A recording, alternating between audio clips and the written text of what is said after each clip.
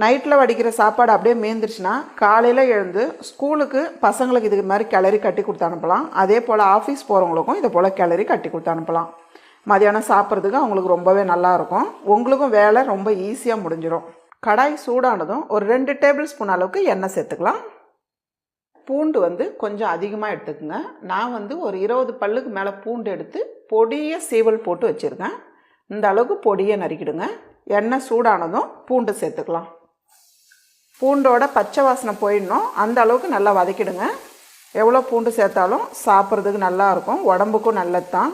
ஓரளவுக்கு டார்க்காக வர டைமில் அடுப்பு தீ குறைச்சி வச்சுடுங்க. வதக்கும் போது பாருங்கம்மா, பூண்டு இந்த அளவுக்கு செவந்து வரணும். இது கூடவே ஒரு குட்டி தக்காளி பொடியை நறுக்குனது, இதில் இருக்க விதையெல்லாம் எடுத்துருங்க.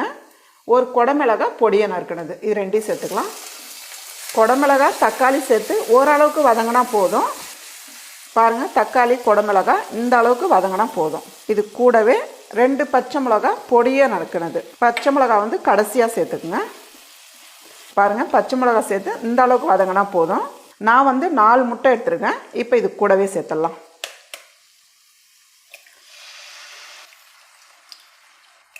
முட்டை சேர்த்துட்டு கூடவே 1/2 டீஸ்பூன் அளவுக்கு மிளகுத்தூள் சேர்த்துடலாம். உப்பு இப்போதைக்கு கம்மியாக சேர்த்துக்குங்க, முட்டைக்கு மட்டும் சேர்த்தாலே போதும். கொஞ்ச நேரம் அப்படியே இருக்கட்டும்.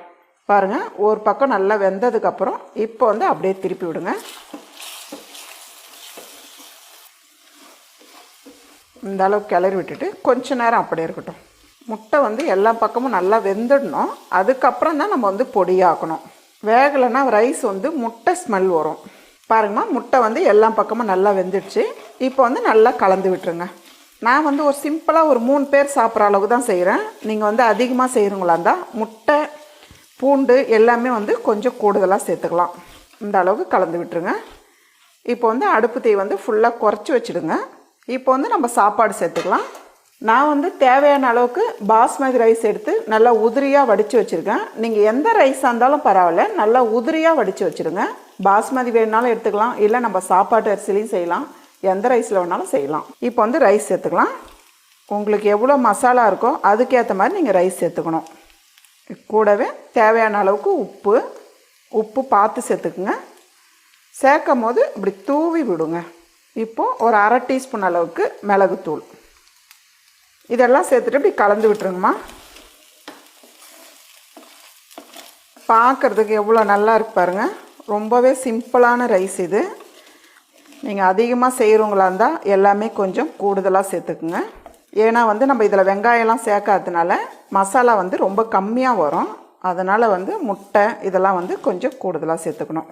கூடவே பொடியை நறுக்குன கொத்தமல்லி நல்லாவே சேர்த்துக்குங்க. ரொம்ப சூப்பராக இருக்கும் கொத்தமல்லியோட வாசனை. கொத்தமல்லி சேர்த்து நல்லா கலந்து விட்டுருங்க.